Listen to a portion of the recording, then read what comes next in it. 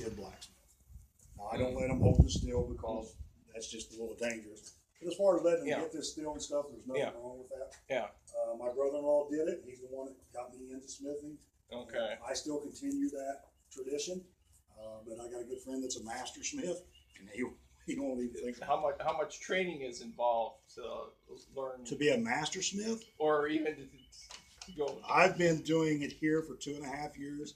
I started doing it with my brother-in-law probably about 11 or 12 years ago, maybe 13, and I'm not a master smith. Yeah.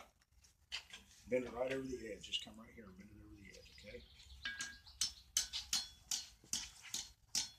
Okay, now I'm going to help you out a little bit again, okay?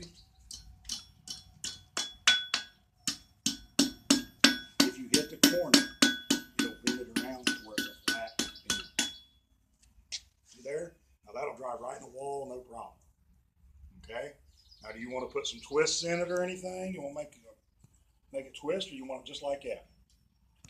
Twists? Okay, we're going to do some twists. How's my voice? Good? All right.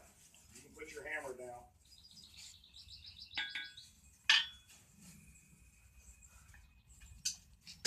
So a lot of the tools you'll see in this shop, they're made. Every tool that you see in the shop that I'm using that's a jig or anything is made by blacksmith. Now he may have used a modern welder to weld some of it up. Because some forge welding, some things are just really hard to do.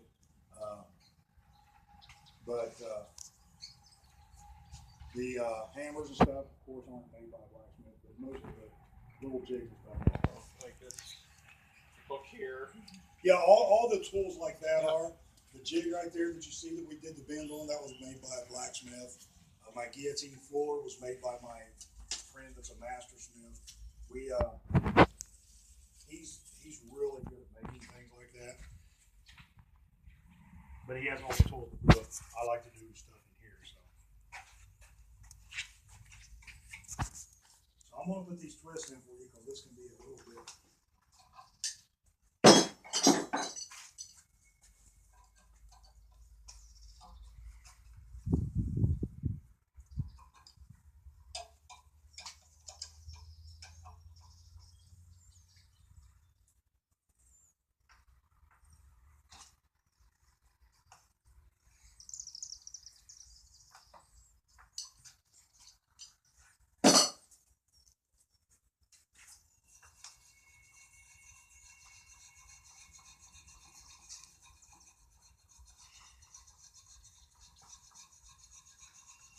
I haven't done this but one other time today, and because my brushes are not gone. But if you notice, the little twist we put in that just changed colors.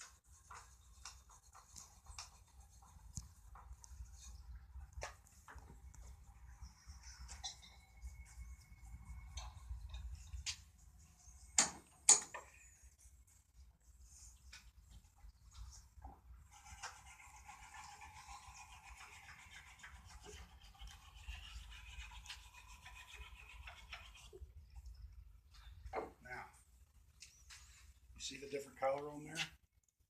Looks kind of a gold. And what causes that is brass has a lower melting point temperature than what the steel does. So the steel's hot enough to take that brass brush and let it melt onto the steel, which will change the color of the steel. That's a really neat trick. Is that the spin you want? Is that good enough? You want anything else on it? You good? Okay.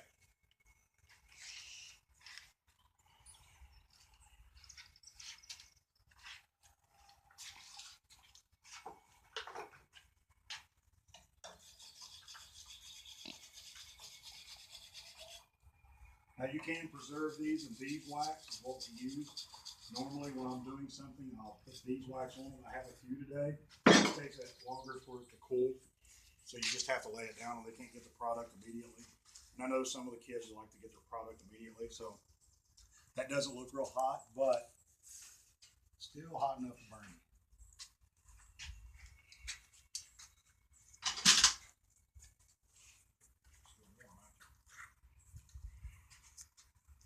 So, what you have there is you can drive that into the wall. It makes you a hook that you can